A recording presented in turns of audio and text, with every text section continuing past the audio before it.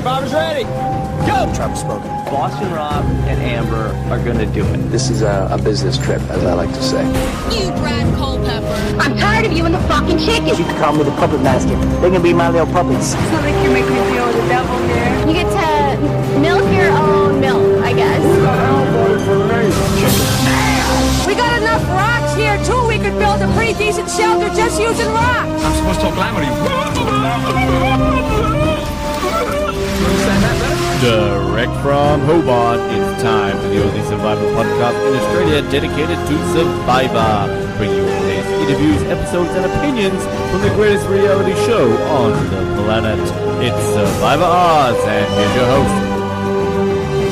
Hello, everybody, and welcome to Survivor Oz, Australia's Survivor podcast. The podcast about Australian Survivor non-stop by the sound of it, because it feels like just a week ago we did one of these, and it feels like just 12 hours ago that an episode at the time of recording was published about Australian Survivor. But we're back for another episode to talk about Australian Survivor, because just as we put one episode up, the cast comes out.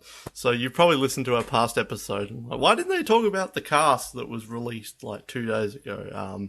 And the reason is because news just keeps coming out and we're trying to keep up with it. But it's exciting. I think this is like our fourth episode on Australian Survivor, and I feel like there's still so much to talk about. We haven't trod over topics or anything like that. There's all fresh stuff, and it's super exciting. Anytime a new piece of information comes out, just gets me more and more pumped for this season. So we're just going to be talking about the cast. There was no videos, nothing like that. It was just pictures, like a random quote. Some of them were quite funny. There's quotes, unintentionally funny. And their job and their age, pretty much. That's all we've got. We don't have videos or anything like that. We just know their names, their faces, their jobs, and their age. So this will not be a proper cast assessment. That will come later, like we normally do with the American seasons. It will come probably around the same time as Millennials versus Gen X, aka MILFs versus GILFs. So stay tuned for a proper cast assessment. But this is just the general reaction to all this news that's come out, because we want to keep up to date with it and we want to talk about it. So, yeah, we're just going to do that for 40 minutes, an hour, or whatever. And I'm joined by two different Australian Ozlets. One who's been on, I think, all of these Australian Survivor episodes. It's Ryan. Am I correct in that stat, Ryan? I'm not sure.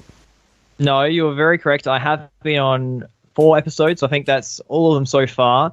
But I guess when it comes to Australian Survivor, I've been really into that whole community recently and really wanted to talk about it and find out about it. So, yeah, happy to be here and to talk about the cast that dropped on Saturday night, which is really exciting, and some faces we might know, some faces we don't know, but plenty to talk about. Yeah, I love that it was dropped on Saturday night, the night of our election in Australia. You know what preferences the Herald Sun have, that they're posting cast releases on the night of a federal election. But yeah, it is super exciting. It is our 4th Australian Survivor episode, and I have to say, I'm not even thinking about MILFs versus GILFs, aka Millennials versus Gen X. It's all about Australian Survivor this off-season. So yeah, really pumped. And also joining me, I don't think you've been on any of them, or maybe you were on the first one way back when the season was first announced, perhaps. But Jared is making his return to Survivor Oz. Jared, welcome to the show. I'm sorry if you have been on like all of these and I've just blocked you out somehow. No, I haven't. This is the first time I am talking about Australian Survivor. That's exciting. Yeah. See, they released the cast, and I've finally come to terms with that I'm not on the show. I mean, I didn't believe that they'd started filming. I was in denial. I thought maybe I've still got a shot. And now they've released the cast. I have looked through it, and I am not one of the people on this show. So, I mean, these things happen. I have to laugh that they released the cast and people are still saying that Ben's on the show. They released the freaking pictures of them. You can't still be saying he's on the show, are you? But, yeah. So, just before we get into this then, Jared, this is your first time talking about Australian Survivor on an episode. I'm not going to get you to talk about every piece of news that we've come to know. Jono LaPaglia, the prize, the location, all of that. But maybe just, if you've even watched it, I should have checked it. I don't want to embarrass you. Give us your short synopsis / thoughts on that trailer we got last week, just to catch us up to date so we're all on the same footing. And your general thoughts on Australian Survivor coming, if you want. I thought the trailer was really exciting. I feel like the more information that comes out, the more optimistic I've sort of become about it. I think initially the whole kind of idea of 24 castaways and a multi-night format and not knowing kind of what the production value would be and how things would work out initially was a bit daunting. But I suppose the more that they've revealed, everything just looks really clean. It looks like they've put a lot of thought into what they're doing, and I'm really excited for it. I think, yeah, just every piece of information that's come out has been building up to something really good. So expectations are high at the moment. Yeah, it's very exciting. So we're going to be talking about the cast, but we're not going to be going through every single person. Some will probably not even get a mention. I'll run through them, but it's just going to be talking about some of the more notable ones, talking about our general thoughts, what we like, what we dislike so far, what we're hoping we see from these players, all that jazz. And if you want to look at the cast, it will be linked on the post where you downloaded this episode, but also you can go to Herald Sun, the #1 source for all of your election coverage online. You can see it there, or you can go to, what is it, 10 Play, I think it's called, which is Channel 10's online source for all pictures of Survivor castaways. I don't know. 10play.com. Go there, see where it takes you. But we'll talk about the cast. I'll just run through them all so we get a general idea of the ages and the different jobs and everything like that. So just running through quickly, we have Bianca Anderson from Melbourne. She's 36. She is a private investigator, and we kind of need the footage from the early seasons of Survivor where they turn their heads awkwardly in that really forced footage that they film. Like, here's John Carroll, a nurse from Indiana, turns his head awkwardly. We've got Brooke Jowett. Some of these names are hard. Brooke Jowett. She's from Melbourne. She's 23 and she's a sales executive. We have Evan Jones from Melbourne. It says he's 20 here, but he's actually 30. And Ryan, he's a teacher. Yes. We have Kylie Evans from Melbourne. She's 37. She's a firefighter. So we've got our Julie Wolf this season. That's exciting. We have Rowan McLaren from Melbourne, 27. He's a model. Kate Campbell from Perth. She's 28 and she's a banker, financial analyst and shipwreck survivor. We have Catherine Dumont. She's 26 from Perth. She's a partnerships and brand manager. Sue Clark, 59 from Perth. She's a former customs officer turned personal trainer. We have Andrew Torrens, 28 from Brisbane. He's a marketing expert and a super fan. That's apparently his job, super fan. Barry Lee from Cairns, 43. He's a former professional rugby player, a radio host, and a rodeo clown, which maybe one of you two knows what the hell that is, but I have no idea. We have Craig Jansen, I'm not sure, Brisbane, 31. He's a recruitment officer. Des Quilty from Brisbane. He's 59. He's a courier driver. We have Eleanor Rowland, or I think Elle she was going by if memory serves me correct, from Brisbane. She's 33 and she's an army corporal. Felicity Eggington from Gold Coast. She's 23. Jenna Louise Salkeld from Gold Coast, 27. She's a law and politics graduate. Lee Castledine from Brisbane, 40. He's an ex-cricketer. We have Connor Bethune from Canberra. He's 22 and a law student. Peter Fegan from Canberra. He's 63, the oldest person on the season. And he's an aircraft accident investigator. Lots of that in Australia, aircraft accidents. We have Tegan Haining. She's from Sydney. She's 33 and she's a personal trainer. Christy Bennett from Sydney, 33. She's a senior account executive. Phoebe Timmons from Sydney, 27. Criminal cartel lawyer. Sam Webb, 27. Charity CEO. aka Andrew Savage's younger brother. If you look at the picture, definitely Savage vibes there. Matt Tarrant from Adelaide. He's 28 and he's a magician. Nick, help me out with the last name here, Ryan. Idanza, Adelaide, 27. The second teacher on the season, and we'll get to him in a bit, but 2 teachers. I feel like that's kind of random. So there's your cast. Go and look at the pictures online. I've got a lot of thoughts on this. My main thought is, where the hell is the contestant from Tasmania? I guess it's to be expected, but it still pisses me off. Like, now, no, it's just the point where we can't reveal the twist that Ben is actually a hidden castaway, that he'll be coming onto the season from Tasmania. He's like the Rupert in Israel, once again. But yeah, so far, I was thinking about this, pisses me off. So far, not a single person from Tasmania has ever played on Survivor worldwide. There's been like 50 editions of Survivor. No one from Tasmania has ever played. The closest we ever got was Shauna Mitchell, who studied at UTAS, who was on Survivor Amazon. That's the closest we'll ever get to a Tasmanian person playing Survivor, and that makes me sad. But yeah, I've got a lot of thoughts. That's just one thing that makes me mad. It's to be expected. Of course, we get a lot of people from New South Wales and Melbourne. That's to be expected. And Brisbane, which we'll get to. And then, of course, Adelaide, Brian, you're expecting maybe 1 or 2 people. That's the norm. But no Tasmania. Yeah. Let's get some opinions here. I've got some thoughts. But let's just get general thoughts on the cast as a whole, Ryan, from what we know. Yeah, from what we know, I think it's a decent mix. I think the thing we've always said is that we're not expecting this whole cast to be full of super fans. I think there's a couple in there which will be interesting. I would maybe like to have seen some more strategic players overall. I think there's a lot of girls who might fall under the same category if we were classifying them, which is a bit interesting. But I like that we actually have some older players on the cast.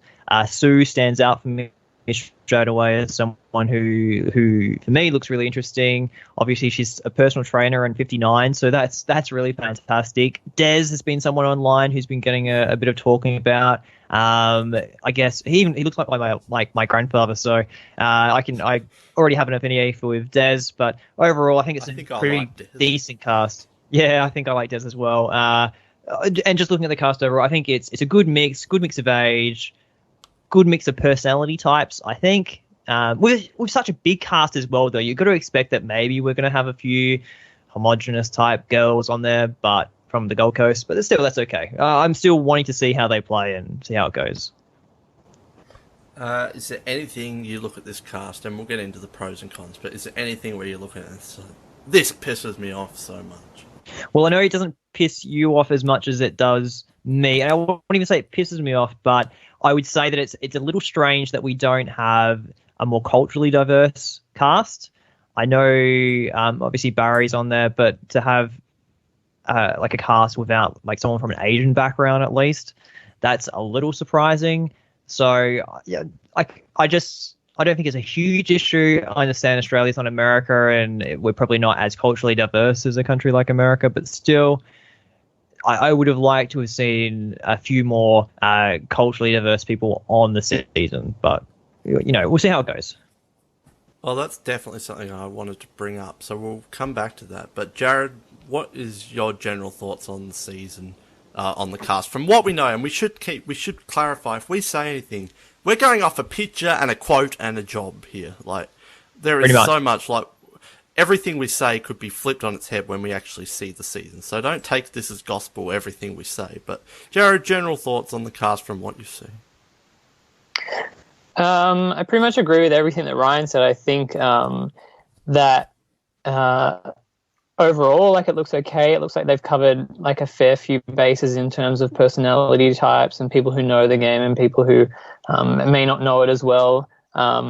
I think it's interesting that there are quite a few kind of crossovers in terms of jobs. So you mentioned the teachers before, and I think there's also like a couple of personal trainers, which I suppose are kind of fairly standard jobs, but even then sort of a couple of like military and lawyers and stuff like that, which is just interesting that there's so much sort of crossing over in terms of that. Yeah, Yeah, I think age-wise they've done a good job. I mean, it would have been nice if they threw in a couple more older people, but it's good that they sort of. I mean, they've got a couple of people in their 60s and 50s, so it's good to have that in there. I'm a bit surprised maybe they don't have anybody younger than what they do. I think the youngest is 23, potentially 22. 22, I think. Yeah, I can't remember what the age cutoff was. I don't know if it was 21 and over or if it was an 18 and over, but it's surprising that there's not somebody, I suppose, maybe as young as they could possibly go as that. I mean, that has proven to be an interesting storyline. I could see them using that if they'd thrown somebody in with a little bit less experience. But I mean, they've put some students in there, so they've sort of covered it, but I'm maybe surprised that there's not somebody even younger. Well, that's an interesting point, because I feel like Australian... keep in mind, I haven't watched much Australian reality shows, but I feel like they're more open to... Like, the first ever Australian Survivor had an 18-year-old on it, and how long did it take for that to happen on American Survivor, or has it ever happened? Julia, she was, 19, was she, or was she 18? I can't remember. But, yeah, like, I feel like, and even the first season of The Mole here, going way back, they had an 18 or a 19-year-old on it, early days of reality TV. I feel like we're very much open to younger contestants, so it is kind of interesting that they have gone for 22, 23 as kind of the benchmark. Although that is still quite young, though. But yeah, I echo the same thoughts as all of you, really. You two, it's what you would expect from an Australian reality show, but maybe what you would expect plus a bit more. Like, my expectations on an Australian reality cast are very low, and it's what you would expect of a lot of good-looking people, and then a few people who are, good, average-looking. Like, it's what you expect. But I feel like they have gone out of their way a bit more. Like, you don't see people like Des or Barry or what was the older woman, Sue. Or Peter, he's an interesting character by the looks of it. You don't really see them much on Australian reality shows. So I feel like they have gone out of the way. Like, I've seen a lot of people complain about this cast online, on Facebook and Reddit and things like that. And I don't think it's perfect. I think it's a lot of the younger females kind of look the same and kind of act the same from what we know. There's a lot of kind of the alpha male guys, and then a few of the more geeky guys who are kind of similar. It's not perfect, but I feel like people have been complaining about this, and it's like, we don't really know anything about this yet, and based on an Australian reality show, this looks like a pretty decent cast. One thing that I saw people complaining about was the age thing, and I've kind of got some stats here, but I agree. I think it was Jared you said, or Ryan, that maybe a few more older people. I definitely agree with that. But just looking at the stats here, on this cast, there are 11 people in their 20s. There are 8 people in their 30s. There are 2 people in their 40s. There are 2 people in their 50s. And there's 1 person in their 60s. So obviously it's a lot more leaning towards 20s and 30s, which is typical for Australian reality. But then I also went... and I looked at Survivor Go Wrong, and I found it interesting that people were complaining about the age thing on this season. But then I looked at Go Wrong, and you've got there 8 people in their 20s, 5 people in their 30s, 2 people in their 40s, 1 person in their 50s, 1 in their 70s. So it's pretty much identical to Survivor Go Wrong. It's just this has 24 castaways. So it's not really anything much different than American Survivor, really, in terms of age. Was that a big problem for you, Ryan? Age? What are your thoughts on... And I know Jared brought up maybe having a younger person as well. I would have liked a few more older people, but I feel like I'm pretty satisfied with the way it's turned out. I'm pretty happy in considering the ages of these players. I don't think that's a major issue. I think because we've got a couple of characters, I can see Des and Sue... I'm happy with that. Peter as well, I guess, is older. I think Barry's in his 40s as well. Like, there are older contestants out there. So for me, I'm happy to have those type of players. You're talking about the statistics about them being in their 20s and 30s. That just makes sense because there are more people in their 20s and 30s who are physically able, I guess, to endure 55 days out there. which I think would have been a big part of in their casting process. So I don't think it's too surprising. And you going for those stats with Ko Wrong, like to me that just validates the ages being fine. Would I have liked to have seen someone really young? Possibly, but if it's not the right person, I don't think you have to put a person in there just because they're young. So maybe they just didn't find the right young person to include in this cast. Yeah. Again, I would like maybe one or two more older people just to balance out the tribes. My one fear is that we're going to see the young, fit people kind of gang up, and we're going to see, like Sue, that's her name, right? Sue. She just screams first boot to me, and I could totally see them just booting Peter, booting Des. So that's my one concern, is that if there was a few more old people, it would maybe balance that out. And of course, it remains to be seen. I mean, Joe Del Campo was, what, 6th place? 5th place, I think. Yeah, 5th place. So, and everyone was saying he would be out first, second. So it may not turn out that way, but that's my one kind of concern with having lesser older people. But again, I read the Ko Wrong statistics, and like no one old was a pre-merger on Ko Wrong. So like Debbie and Joe and Scott and all of them made it quite far. Ty. Jared, do you have anything more to add on age? Basically, you kind of touched on it a bit, but anything you could add on age? Or you find that it's mainly 20s and 30s? Yeah, I mean, I'm okay with that. I think the thing with having a cast of 24 is that maybe a lack of diversity or less diversity just stands out a little bit more than having, I suppose, a smaller cast on the American version. That's a good point. And I suppose even with the race thing, I feel like the issue is that everything kind of feels a little bit more like token. Like there's this token player, which it does as well in the American version, but I think having a bigger number, there's less of an excuse for not having that diversity there. Yeah, that's what I was thinking, and I also think having the greater number also makes it, we keep complaining that there's a lot of younger females who kind of look the same in that, that it kind of makes that stand out a bit more, is that there are a lot of similar character types. It's really one of the major talking points throughout all of these podcasts we've done, is the 24 players thing. It's really going to be an interesting experiment for this season of Survivor. One thing that you brought up, Ryan, was the diversity and race thing. And I definitely agree with you. Like, this was one kind of disappointing thing about it, was that just purely looking at pictures, there's one person who stands out, and that's Barry, because he is literally the only one who is not a Caucasian on this cast. And I think you brought up that, we're not as diverse as America, but I also feel like Australia definitely is a multicultural place. Maybe not so much Tasmania, but the rest of Australia. That you would think, like, we have quite a large Asian population. I'm not sure about statistics. So that would be good. African people, Middle Eastern, like all of these people, that you'd think with 24 people, they could have found room to add a bit more diversity in there.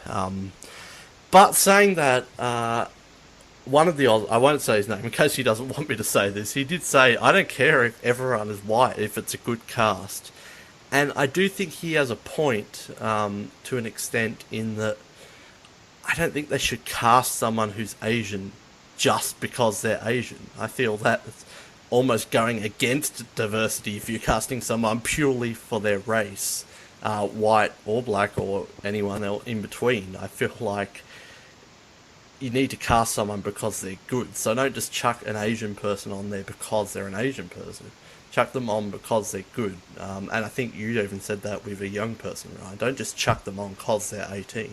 Yeah, I said that about the age especially. But I just in terms of, like, I work in an area where, like, it's a heavy Asian background population, and I work with a lot of people who have Asian heritage, and I'm just surprised that, and even knowing, like, some of our friends who have applied for this show who have Asian heritage, to not have someone with an Asian heritage on this show is just shocking. Like, I just don't get how they could be. Like, I can understand maybe not having someone from an African background. Like, African migration to Australia is a more recent thing, but they're like the Asian population in Australia is huge. So I don't think it's a true reflection of society, and that's what Survivor's about. It's about reflecting, putting 24, or in this case 24 people from our country, Australia, onto an island and seeing how they go in a social dynamic. And for me, it's not a true reflection. I think that's just the minor thing. And I'm actually really surprised, because I told you about this before, about how some of these casting directors had worked on MasterChef and The Bachelor, and The Bachelor could be a bit white, but with MasterChef, at least, there's always been a pretty diverse cast. It's always really quite interesting. And to get this cast where we have got Barry, who's like the one person who really stands out. Brooke, I don't know her background, but the rest all seem pretty Anglo-Saxon. It's just a bit surprising. So I do get it, but you can't tell me that there's someone, if you've got like 4 or 5 generic girls, you're not telling me there was like not one Asian girl who was slightly, even if she's like marginally not as good as one of these 4 or 5 generic girls, you could have just replaced one. At least there's a bit of change there. Well, I don't think you should cast someone just because they're Asian, but on the flip side, like, even if they recruited someone, you can't tell me there's not a really quirky or really funny or really fit or really something Asian Australian person out there that they could have found. Like, they could have found someone who is a really interesting personality, even if no one who applied was an interesting personality. And same thing with Tasmania. I know a bunch of interesting people who could have been great on the show, like if they were looking for a Tasmanian person. But the people who applied weren't very good or something. So not enough people apply from Snug. Yeah. Well, I don't think anyone applied from Snug, including myself. But yeah, I don't think they should cast someone purely on their race. I think that's going against diversity. But I also think there has to be a lot of good multicultural, multiracial contestants that they could have found. I don't buy that their reasoning would be that they just couldn't find anyone. Jared, you've got to get in on this conversation. What do you think about the whole very Caucasian cast? Is it something that bothers you, or are you happy if the cast is just a good cast? I think a little bit of both. I think when you see the whole cast together, it's a bit concerning. I mean, reading kind of the individual profiles one by one, and maybe on the show it's not going to be as noticeable, but when you see kind of like I'm looking at the moment of all like their faces together, it's really like glaringly obvious that it's really whitewashed. I think that one of the issues is just that I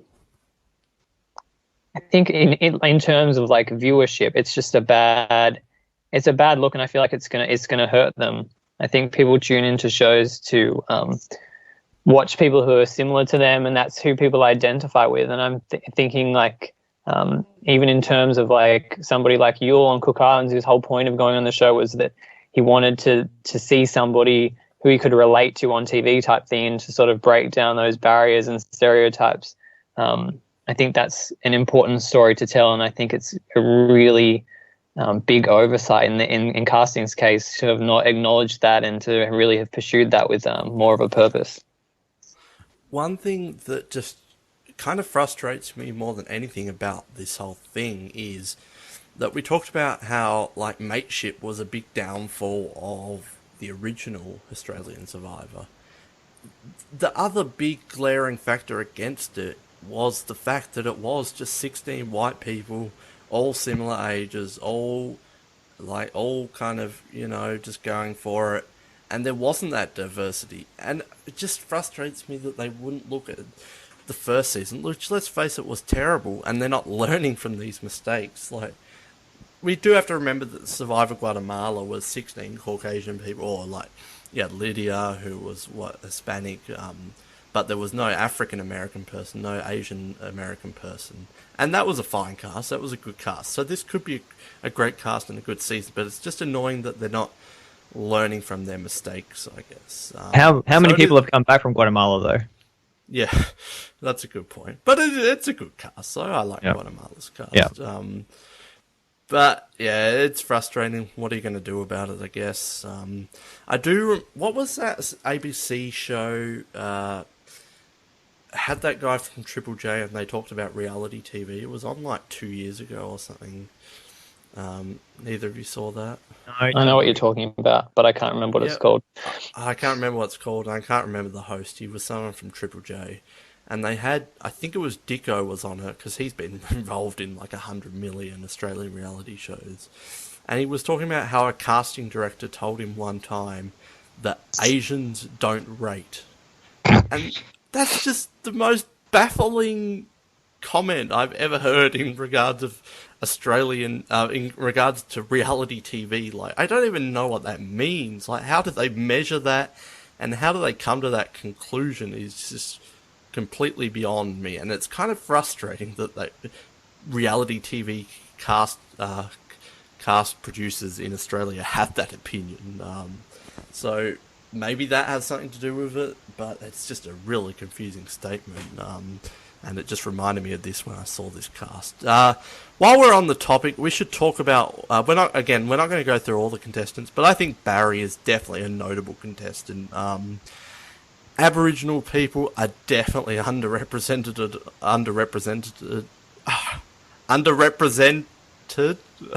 on TV, and definitely reality TV. So I think it was great to see, at least, if you're not going to have a multicultural cast, at least having one Aboriginal guy is really cool, I think, because we just don't see that often. We saw it, I think there was 2 guys on The Amazing Race Australia 2, but they were like first boots or something and sold their shoes or something and got in trouble. I can't remember, it was something like that, but they were fun characters. So I think it's really cool to see Barry, who is an ex-rugby player, who I don't think he's quite as famous as Lee, but yeah, he was an ex-professional rugby player and he's a radio host. But I think it's really cool we've got an Aboriginal guy, and he looks like he's going to be really funny and happy, and I hope he does decently in the game. Ryan, any thoughts you have on Barry while we're talking about race in the cast? Yeah, definitely. So Barry's been someone who's been on my radar for a long time. He's someone that I've heard whispers about possibly being on the show. So I'm really excited to see Barry. From all accounts, he's quite a humorous person, someone who is happy to have a laugh with people. Well, obviously, he comes from a radio background as well, so he would have that ability to be good at conversations and being social. And just looking at his photo, he's wearing a Hawaiian shirt. So, like, to me, that says that he's there for a good time. I think that he's someone who could make it a fair distance in the game just because he is different. I think he looks physically strong. He's comes from a sporting background as well, so I think he'll be adept to some of these challenges. So I'm really excited to see someone like Barry. I concur with all the points that you made about it being fantastic that we've got an Indigenous person on an Australian Survivor series. I think that was vital. So tick, correct, fantastic. Really pleased to have that. And yeah, I think from what we can see, like all these judgments we're just making based on statements we've read from Template and from the Herald Sun article. Again, we have not seen any videos or anything of these people, so it's really a bit of a superficial thing from what we're basing it on. But I'm just pleased that we've got someone who fits his character type, and in his template profile, it says right here that he's an Australian larrikin and has a big personality. So that's the kind of stuff that I want to see. So I'm happy to have Barry on the cast. Do you know what the hell a rodeo clown is? I'm pretty sure they're the people who... So you have someone on the ball or whatever is coming out of the staples. It comes out, and then when the person falls off, the rodeo clowns run around the ball and distract it while the person who was riding runs off to safety. That's what they're called? I believe so. The distracting people are called rodeo clown? I believe that's better than distracting person. Distracting person. Yeah. Well, you learn something new every day, I guess. Jared, do you have any thoughts on Barry Lee or Barry Leo, however you say it? He's from Cairns, so that's a bit different, I guess. Yeah, I'm excited to see him play. I think, yeah, like Ryan was saying, from the limited information, he just looks like he's going to be a good character.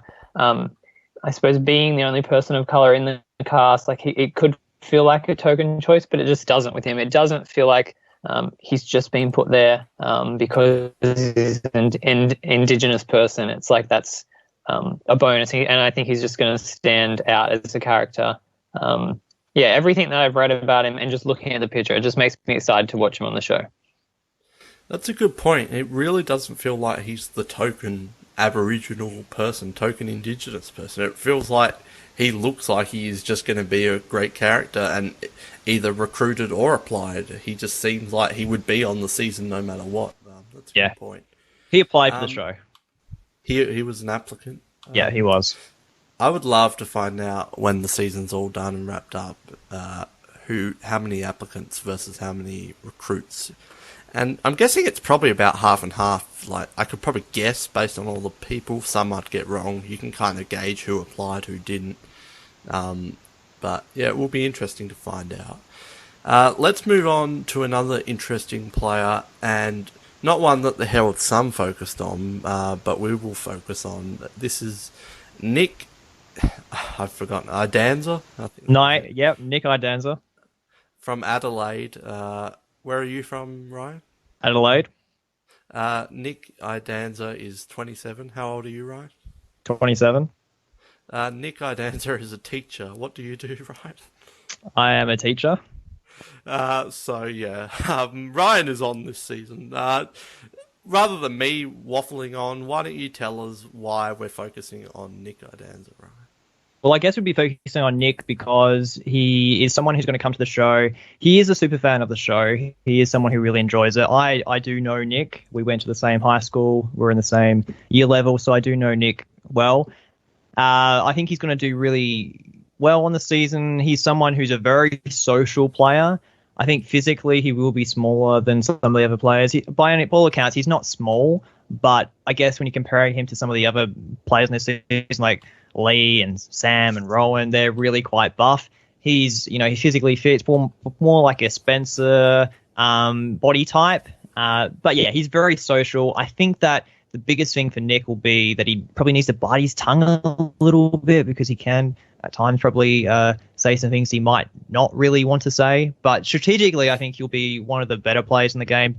He is very intelligent. He was or is a teacher at a very, very, very good school in Adelaide. So I think that he'll be a one to watch. And if he can make it past like the initial periods of the game, I think that he's someone who could go a long way. Being completely honest, don't be biased here. Based on everything, because I don't know anything about this guy other than what I'm reading, and that you know him. Based on what you do know about Nick, could he win this game, do you think? Be honest. I don't think he could win this game because I don't on think his first go. Yeah. When he comes back for the second chance. I don't think he could win this game just because of the cast that he's around. I think that it'll be interesting to see how the game plays, but like I think we see with maybe this kind of a cast that he would be good on a US season of Survivor, but an Australian version we don't know how it's going to play out. So if it's a lot about mateship, he's good at forming social connections. That's not going to be an issue. But it'll be interesting to see how far he goes. I think he could be a good winner, but if I was betting right now, I probably just think it'll be one of the Alpha guys that'll win this season if I was gonna bet. But yeah, I don't know. I think he could win. I wouldn't lay a large wager on it. Do you think he will be a fan favourite this season, or just kind of one of those characters who gets a bit of air, like a Tyler or something, who gets a bit of airtime, but he's not overly prevalent? It's funny you mention Tyler because I do think that he could fall into that trap where maybe he tries to be a bit too reserved. Look, he's a very big personality, so I don't think that he would necessarily fall into that trap. It's really hard to compare him to US survivors because I don't think he really is like any US survivors that we've had recently. So I don't know. I was trying to think about it, like maybe like a Reed Kelly, but not gay. So that's the version, not gay maybe. Reed Kelly. So possibly a bit like that. But yeah, it'd be interesting to see how he does play and how he does go. So it says here that he's watched every episode of every series of the US version. You say you went to high school. Is this like someone you've kind of kept in touch with, or just like acquaintances on Facebook kind of thing? Yeah, or are you more good friends, acquaintances. or- Yeah, we're more acquaintances. So we caught up last year. We had a bit of a reunion, and he added me on Facebook. And I know he's been in some groups like previously, so there's been a bit of talk beforehand that he's been involved with some of the community. So like I don't know if he's seen every season. From what I can gather from people who know him, is that he is a very, very big super fan. So I'll just take that on face value. And from things that I've spoken to other people as well, it's come out that he was probably the biggest super fan they have coming on to the show. So it'll be interesting to see how he does play. And I do wonder if we're going to have the Kelly Wentworth back to Samoa Dessert, where you say you're a super fan and you target it straight away. So for him, I would try to just play under the radar a bit.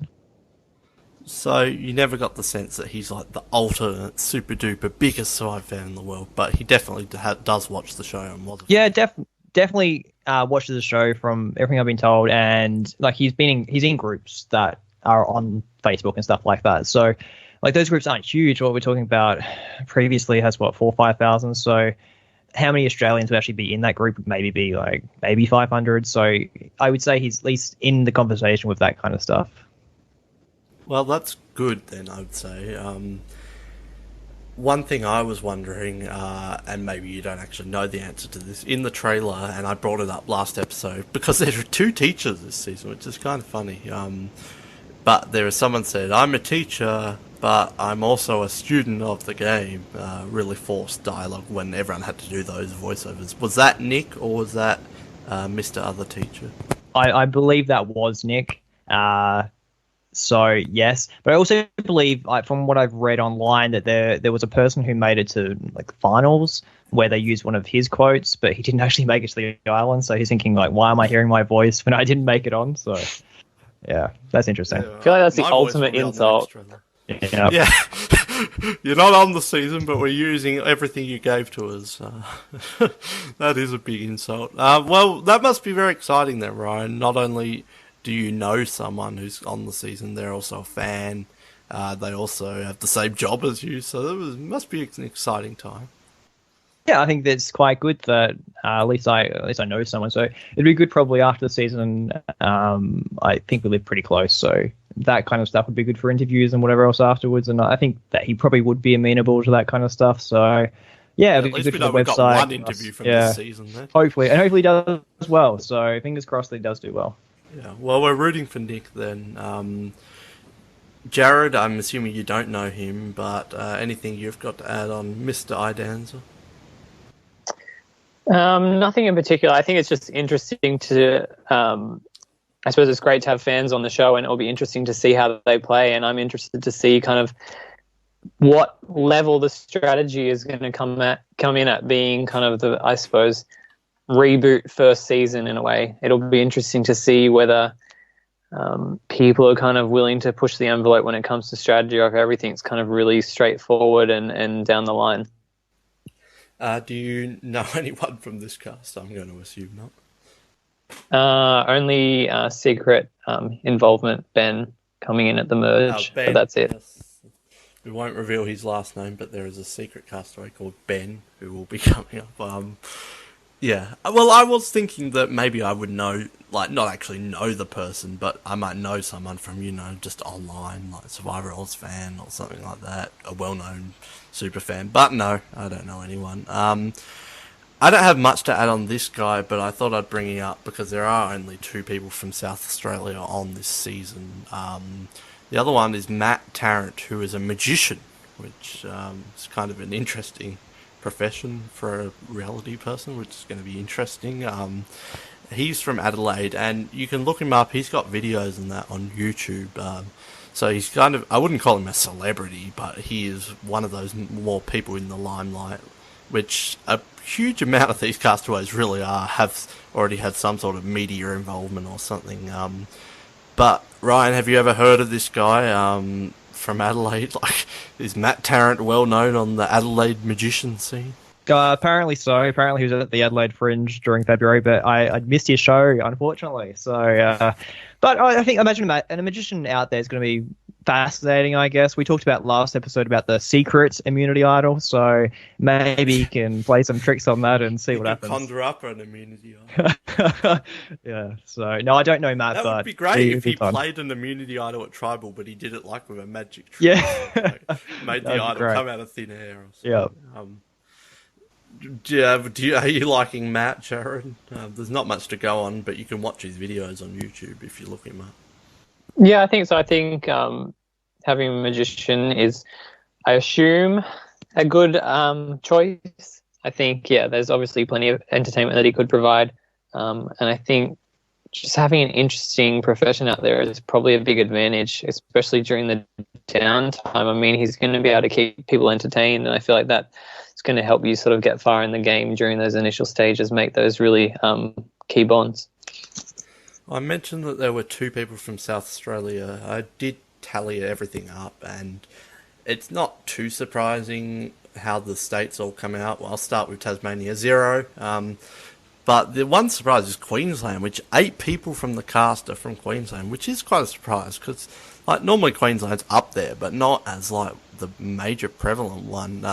But the numbers are from Victoria. There's 5 people. There's 4 people from New South Wales, 3 people from WA, 8 people from Queensland, 2 people from South Australia, and 2 people from ACT, but no one from Tasmania or the Northern Territory. So. Yeah, it's to be expected. Victoria and New South Wales up there, I guess, and Queensland. Moving on, again, we won't go over all of them, just more of the notable people. Jared, are you a cricket fan at all? No. Ryan, are you a cricket fan at all? Yes, I am. I'm a member of the Adelaide Oval. So Lee Castledine's one that I had known about also for about a week that was going to be on the show. He's an interesting one. So I've been looking at his website and stuff over the past week. Like, he was a former Brisbane Heat player in the 2020, also played in the Sheffield Shield for Queensland. So he is someone who I think will be really interesting on the show. Fascinating that his was the quote that came out, I believe, that he hopes it's not like the US version. So that's a little interesting. Because he's talking about he not hopes, as ruthless as the American version. Yeah, so that was from Lee, which is interesting. So like that's what we want. We want it to be ruthless, but I guess he might be one of the ones who like really talks up this mateship. I could see him being a real blokey bloke, talking about, let's get together, let's work this out. Really team orientated. I'd recommend people going and have a look at his. Oh, go on. sorry. Do you not I was just going to say, I just recommend. Recommend? I'd recommend going onto his website and have a look at some of his aerial photography stuff, because in the last podcast we talked about using drones, and he uses drones, so go check that out.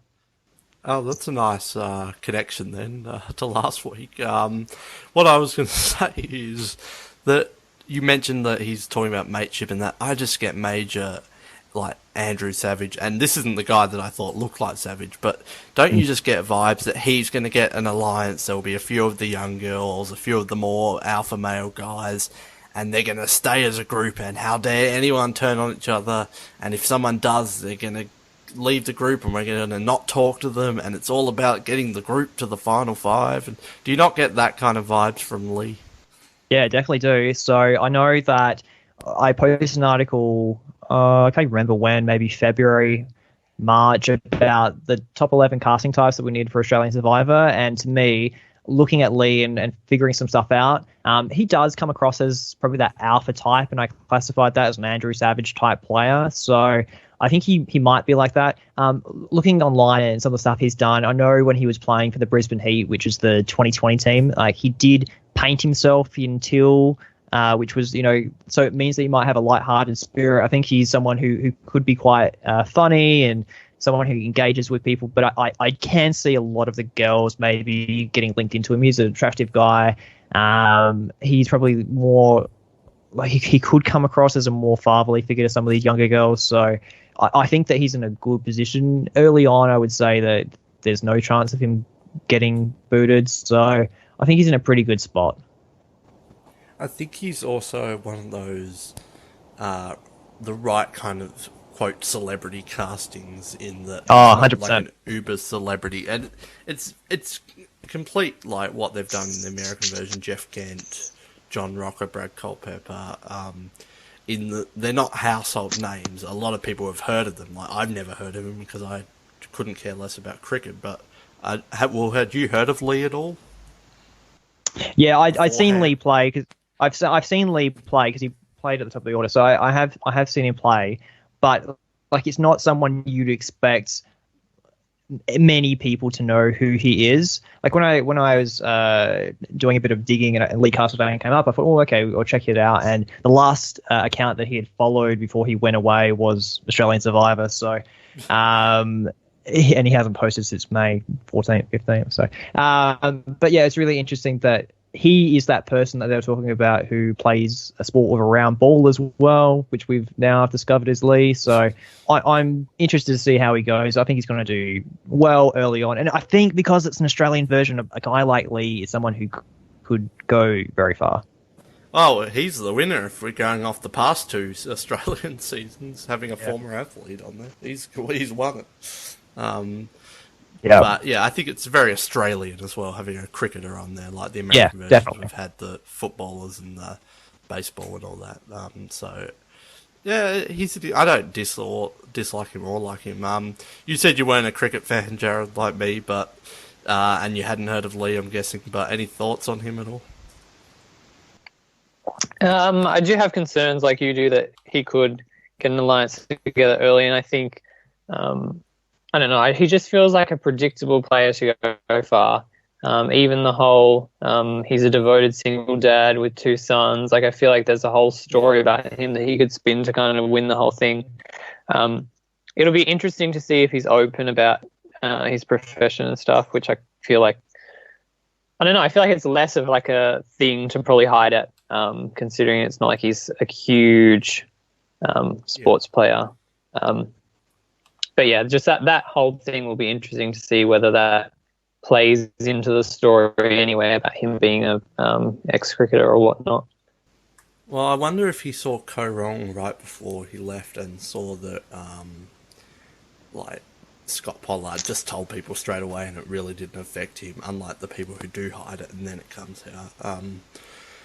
So we won't really go over all of them, but just some of the more notable ones that they've talked about in the Herald Sun is Rowan McLaren, who is apparently a world-famous model, apparently. That's a thing. Tegan Haining, she's like a personal trainer, I think it was, for some celebrities. I think they mentioned David Beckham, perhaps, or maybe I'm making that up. Yeah, David Beckham, Natalie Imbruglia. Yeah, so she's not really a celebrity herself, but she's trained with celebrities. So they're pretty high profile people, like be training David Beckham, so that's going to be an interesting one. And then the other one that they talk about a lot is Kate Campbell, who I'm ashamed to admit I've never heard of this whole shipwreck thing. Had either of you heard of this? Like, she was involved in a big case. I did Google it, and there are a lot of news stories about it, so obviously it was a pretty prevalent thing in the media, but I had never heard of Kate Campbell before. And again, it's not really a celebrity so much, more as someone who has been in the media in the past, like a lot of these people. But had either of you heard of Kate Campbell in this incident? No, I never heard of Kate Campbell before, but I think it really speaks to the way that they've cast this season as well. I think if you do look through some of the details, especially on the 10 Play website, that you do pick up that a lot of these players have backstories, and that's what they're really trying to sell. So obviously Kate has this really big backstory where she's been in the media before. She's gone through adversity and she's come out a survivor. I think the same with Craig, who we've skipped over from Queensland. He's 32 years old. He was an emergency service worker. Craig suffered 35% of his body was burnt. His wife was on the job, and he's gone through all that battle to get back. The doctor said he would never be able to even go in the sun before, like after this, and now he's like on the island where there's going to be plenty of sun. So clearly they're looking for those emotional stories that they can play out through the season. Has a story. Yeah, and they're really picking on that. And same as Sue as well. They're talking about Sue with her 17 grandchildren. So they're really emphasizing that, those backstories for these people. Jared, did you heard of Kate Campbell before? I don't know if this was like a big massive thing and where all three of us are just going to sound like idiots, or if it was just a big thing around WA or something. But had you heard of Kate Campbell? No, I'd never heard of her before. Head in the sand, I assume, when it came to that. Yeah, you're not up to date with your shipwreck stories, are you? But again, we could go through all of them. It would take forever, and we're going to do a proper cast assessment, which is going to be... I really, really hope we get videos, because I want to see more of these people. Like, you've caught my attention, now I want to see more. I want to see the videos. I want to see what they have to say rather than just one quote. But Jared, out of the people we haven't talked about, who are some of the more notable people that caught your eye that either you're looking forward to or you think, oh, why were they cast, or they're kind of interesting, don't know what to think of them? Who catches your eye that we haven't talked about? A couple of contestants that you've been thinking about. We mentioned him briefly, but I think Des is somebody who straight away you kind of want to know more about him. I suppose he was the main one. I think Kylie as well, just being a firefighter, I thought that was really cool, and there's a potentially really good story there. I suppose those are kind of the two main others. A lot of the others just kind of blend together and look very similar and have similar jobs. I do like, as well, if I can just find it quickly here, Des's quote that he had, where he says that, here it is, "Am I prepared to be Mr. Despicable? Yes." So I feel like he could be a fun character who's just causing drama, but I also feel like it could go the way of like BB or something, where he's just on the island and everyone's just getting frustrated because he's being Mr. Grumpy and stuff like that. But yeah, Des is definitely one. I'm with you there. What about you, Ryan? Anyone that catches your eye for any reason, good or bad? Probably just two players that we haven't talked about. Peter, Yes. 62, ACT. He to me just seems really interesting. Again, I love the shirt that he's wearing, so that's colourful and bright. I want to see, like you said, we want to see videos, want to see what these people are like. But in his bio on 10 Play, it talks about him working from jobs from potato picking to casino inspector to being a postie to an aircraft accident investigator and pilot. So to me, he's sounding a bit Debbie at the moment with so many careers. I think that he could. Debbie. Yeah, I would love it if he could be that kind of, that role would be excellent. He enjoys 3D chess, apparently, mountaineering, scuba diving, kayaking. So yeah, he's interesting. And it says here he may be the oldest contestant on the show. Peter is confident. So I like that we've got someone who is older, but also maybe a really big character. I think last season, I know we had Joe Del Campo, and like, he was, how old was Joe? Was he 72? Like, I know that's even another 10 years. Yeah. But like Joe didn't really he's a superhuman. Bring much. He is a superhuman. But I'm hoping Peter, who is an older contestant, can bring a bit of levity to the season. Probably the last one that I'm really interested in as well is another older contestant. I think I just gravitate to those people a bit more. And that's Sue. And to me, she's someone who I think could be really interesting. She could either be the first boot or she could go a very long way. I'm hoping it's the latter and she does go a long way. It talks about how she was... she used to work in customs as a customs officer, and now that she's a personal trainer at the age of 59, which I think is really unique. I already know, I've been contacted, and I know that they've already created a Facebook page and a Twitter account at Oz Survivor Sue that people can go and check out. So I think that she'll be someone who could be interesting to watch. Yeah, I feel like Sue's either the first boot or she's the third place goat. Yeah, definitely. Where you have often an older lady who doesn't get many votes. And I also feel like she's either someone I'm going to absolutely love or absolutely despise. So Sue's definitely on my radar too. And you mentioned Peter as well. I think he just looks like a bundle of fun. And for 62, like, obviously we've only seen 2 pictures of him and not even a full body shot or anything, but he looks like he's going to be able to cope with the elements for 62. And I know Joe's 72, but again, he's a superhuman. He's a different level of human. So I think Peter will be alright. And I feel like Peter and maybe I've already forgotten his name. Barry? Des? No, Des? no, Barry, yeah, yes, the Barry? Indigenous Yeah, Barry. player. Yeah. I feel like those two are kind of our biggest hope at having the quirky character. And Yeah. that's one thing I look at this cast and I'm worried that we maybe, like, it's good in a season to have a Debbie, to have a Vince, to have a Keith Nail, Tarzan Phillip, Ty even could fit into that category. It's good to have at least one character like that, and I'm worried about this season that it may be a bit too dry. But I feel like, if anyone, Peter's probably going to fill that role.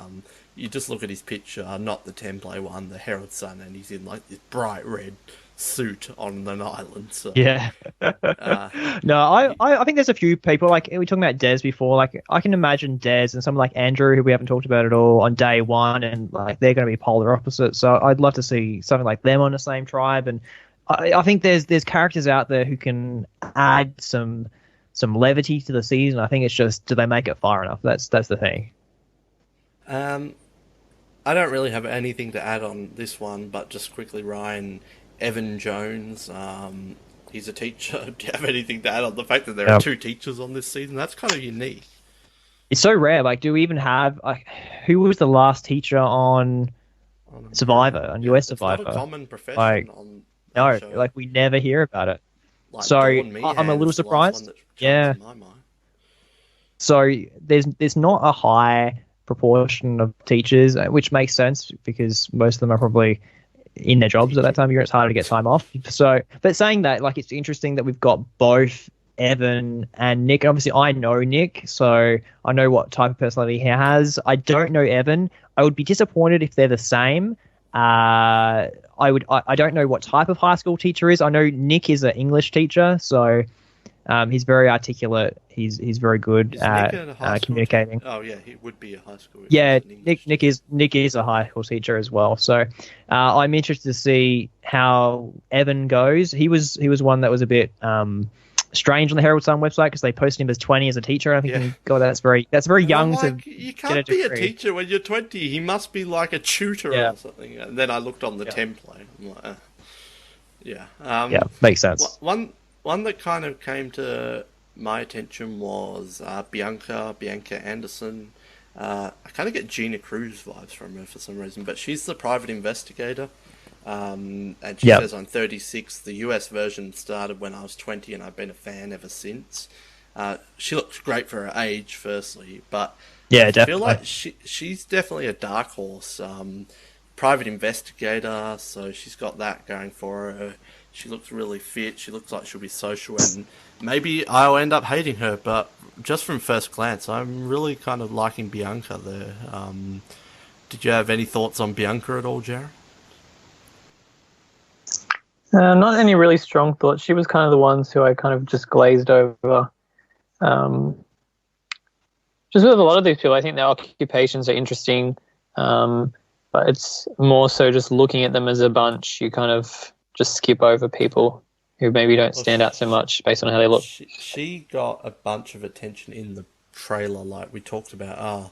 There's someone who's like a cop or something going on here. So I don't know if the trailer is any indication of like big characters on the season or not, but it would be interesting to see. And the other one that stood out for me, maybe for the opposite reason, is Andrew Torrens, aka Baldy. I'm sorry, I won't call him Baldy.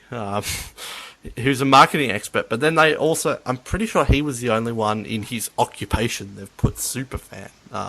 I could be wrong, they may have done it for a few other people, but just from glance, I think Andrew's the only one they've actually labelled as a superfan, and he said, this has been my dream, a dream of mine for many, many years. He looks like a total fish out of water. Do you have any thoughts on Andrew, Ryan? Yeah, like you said, total fish out of water. I think it's going to be interesting day one to see how he goes. I know that you've talked about maybe Sue being the first boot. Andrew gives me first boot vibes, but I just want to see. I just worry socially how he's going to go. Like it says his age is 29.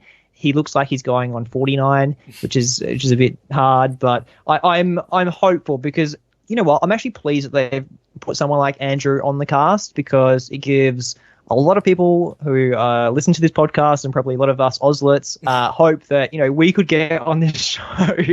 Maybe we just gonna play up we'll be represented through Andrew. Exactly. So, and look, he says he's an avid poker player as well, and I think that's good. It talks about maybe his more strategic mind that he can play with, and like you don't want to base things on just appearances. So I'm hopeful for Andrew if he can get through maybe the initial stages, because I think he just has this big red target over his head saying, "Take me out straight away." And if he's not wearing a hat, he might have a red head, so it could be that red target. So make sure that he's got to play it safe. Hopefully his tribe wins early on and he avoids some tribals, and he might do okay.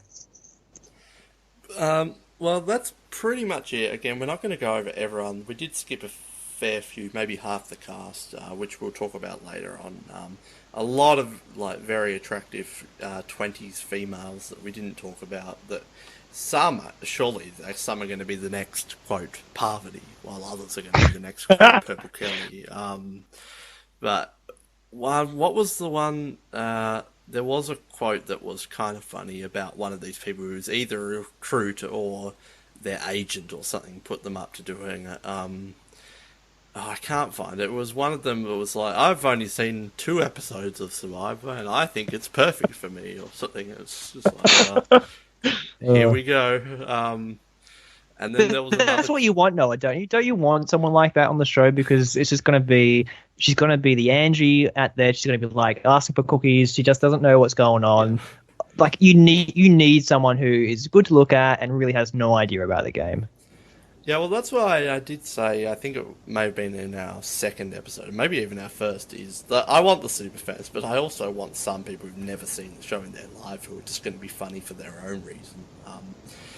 I do like Eleanor Rowland. We didn't talk about her. She's 33 and an army corporal. I think I get kind of Kim vibes from her, so that's good. I like her quote, and I saw some people talking about this one online.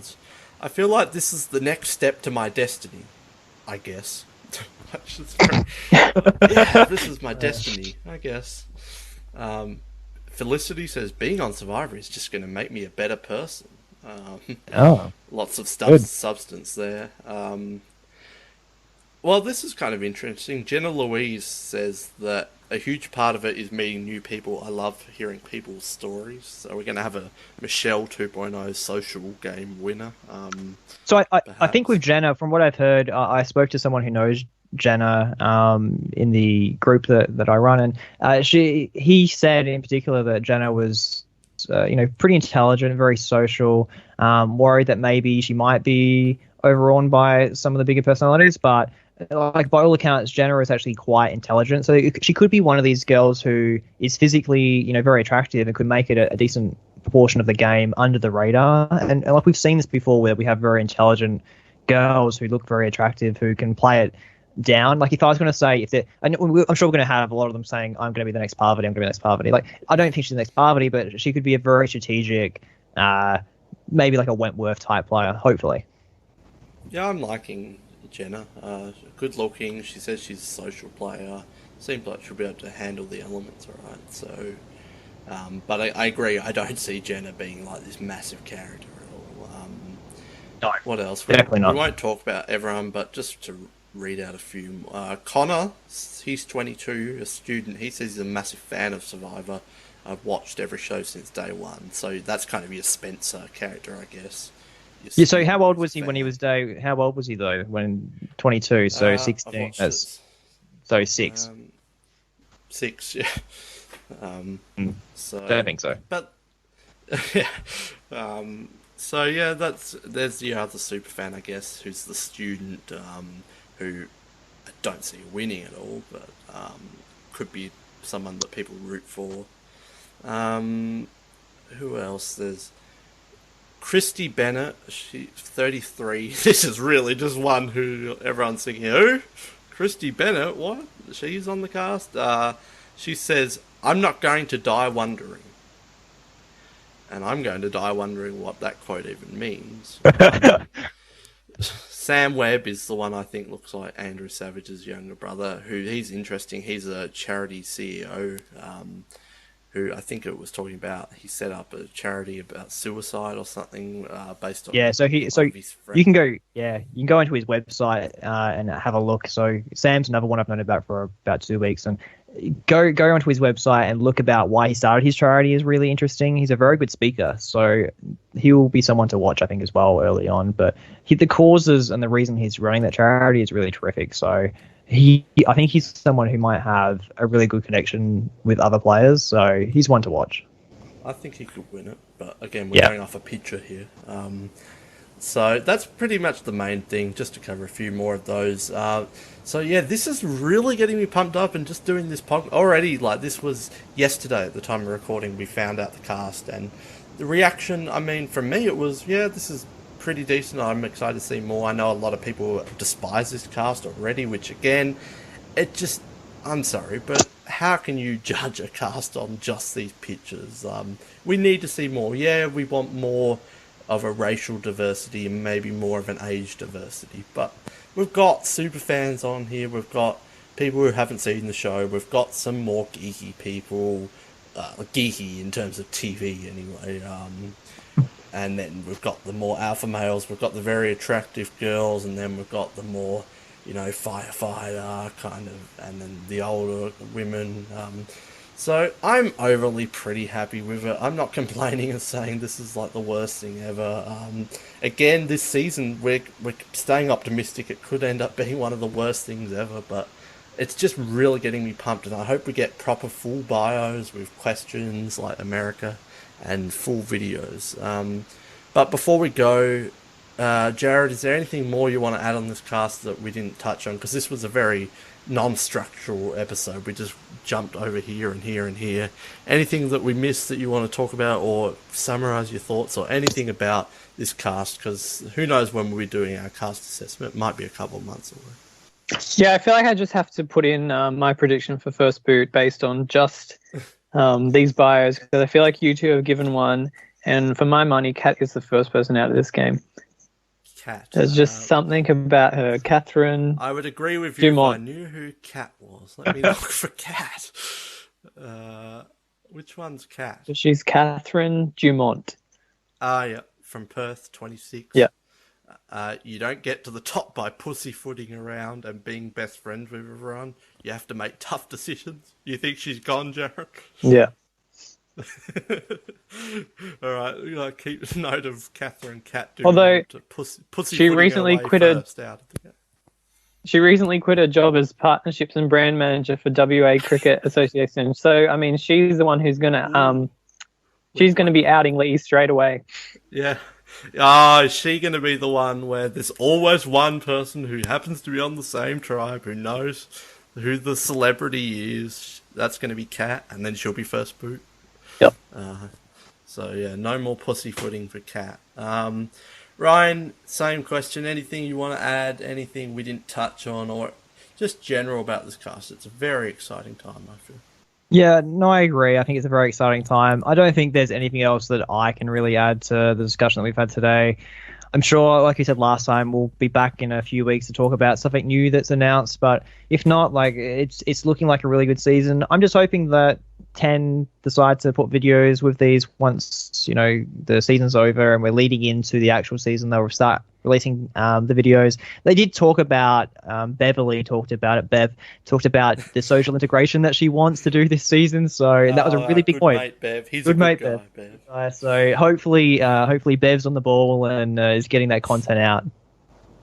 Yeah. Well, I'm feeling very confident about this because this doesn't happen in Australian reality shows. They don't release casts months before the season, and they don't do trailer. Well, they do trailers and previews months before, but I feel like this is unique, and I feel like they're really confident in this show, and they're really pushing it. They know what Survivor fans want, and that we read the bios, and that we're pumped for this. So very optimistic about it, and I just can't wait. So yeah, that's it. It was a very loose episode. I'm sorry if it wasn't the best. It was kind of just jumping around, talking about the main characters so far, and just our general thoughts. We wanted to put something out there because it was kind of exciting and very unexpected straight after the trailer. So by the time you're listening to this, it may have been a few days. And if you haven't listened to it already, you can go and listen to our trailer reaction with special guest Ben Waterworth, who was on the Sprint Reward Challenge, who was able to join us. And we talked about the trailer, so this is almost the follow-up where we talked about some of the people we saw in that cast, and now we actually know who they are. So, and they're going to be home in a week or two. It's nearly finished filming, and I'm sure they're already editing it, getting it ready for that August or September premiere. But yeah, let us know what you thought of this episode or the cast.